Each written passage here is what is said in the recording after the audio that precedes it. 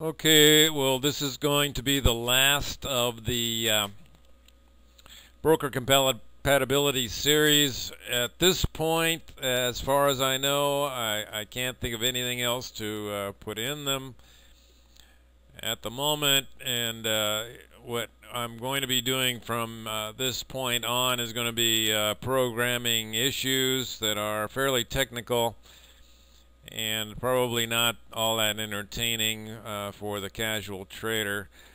I just wanted to bring up two key points here. One of them is the dynamic nature of the market, that things are changing constantly. The MetaQuotes people are updating their program, their back-end development constantly. We were getting new builds at least once or twice a month, which changed parameters for programming. They are now concentrating on the MT5, and we are guaranteed with any new program we're going to have more build upgrades, which are going to affect the operation of the expert advisors. Again, this is all about expert advisors. And of course, the issue with all of these changes is whether the broker is going to want to facilitate expert advisors on their website, and if they do, it's a whole different issue, which requires a setting up of the programs on their end, the monitoring against hacking issues from the programmer trying to use these experts, the compliance with various regulations. Now we're seeing IBFX and FXDD both trying to go with the NFA rules, and as a result now they're saying that all the old demo accounts have been eliminated. A whole new demo account has to be downloaded for use. This is both of these platforms. I wouldn't doubt that we're going to see more of this, especially with the larger brokers that are going to be receive a lot of pressure to comply with these NFA rules. And we're going to be seeing some international pressure as well. Again, this whole issue is stability of the currency exchange rates, which are an absolute necessity for the stability of the global economy. It's nothing personal. It's something that's part of the dynamic. And as I've mentioned in other videos, this aspect of controlling the markets, the flow of trades in the markets, is the way they keep the whole thing stable, which is an absolute necessity to be able to trade any of these markets, commodities, stocks, or whatever, for anybody. And especially with currencies, as these exchange rates are the foundation of international trade, and as such they have to be kept in some kind of a check.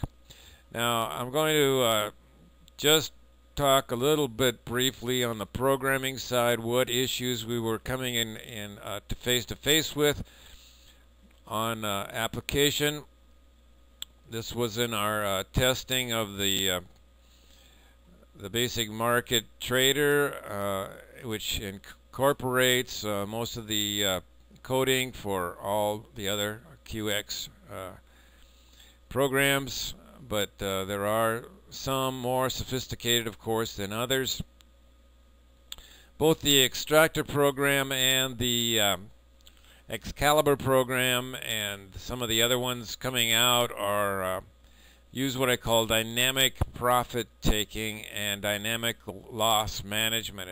And in order to do this, we have to be able to monitor the trades in place, and ideally previous trades in place. Now MetaTrader offers this history in several modes of monitoring trades.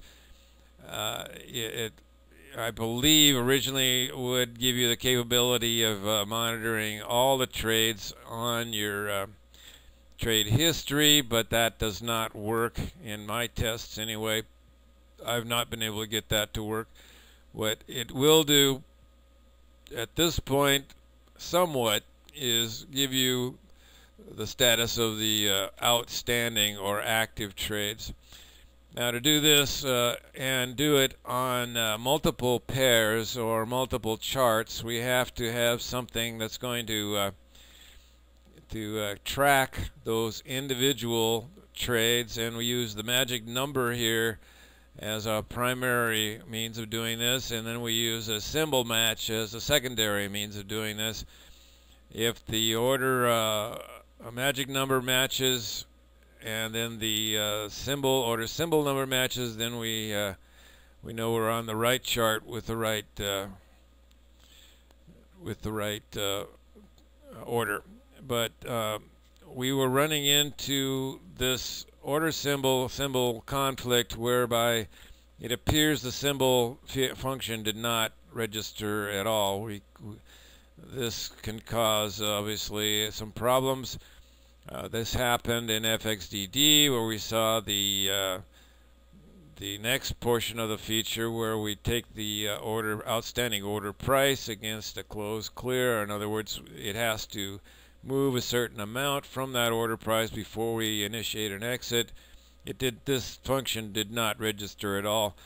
I've also had problems with the math abs, I believe, as an issue. That didn't register with some brokers. But if this function doesn't work, if the tracking function doesn't work, if they maybe even blocking access to these order prices, then obviously this whole system isn't going to work, and these guys are not catering to expert advisors that have a more sophisticated exit strategy other than stop losses and take profits, which the accelerator pretty much does. But this type of function is the only way out of what we call a frequency demolition of experts that do have fixed profits and take losses in various market cycles. So that's all I wanted to point out at this time. That the whole thing is constantly dynamic.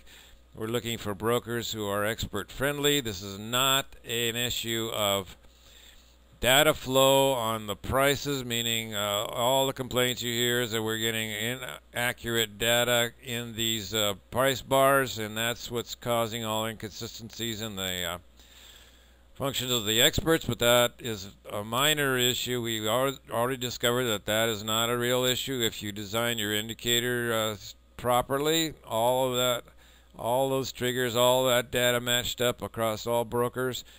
Now we're talking about much more sophisticated issues of registration of order status, order constructs that are in place if we want to have a more sophisticated exit and entry strategies.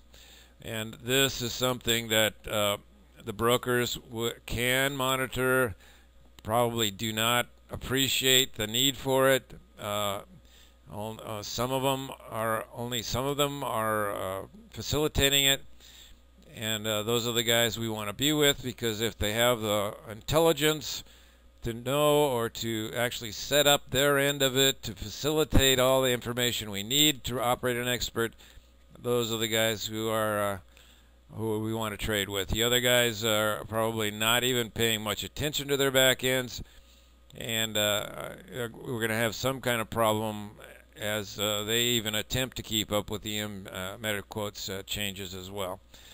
So that's the end of our compatibility videos, and hope you enjoyed it and gained something from it. Thank you.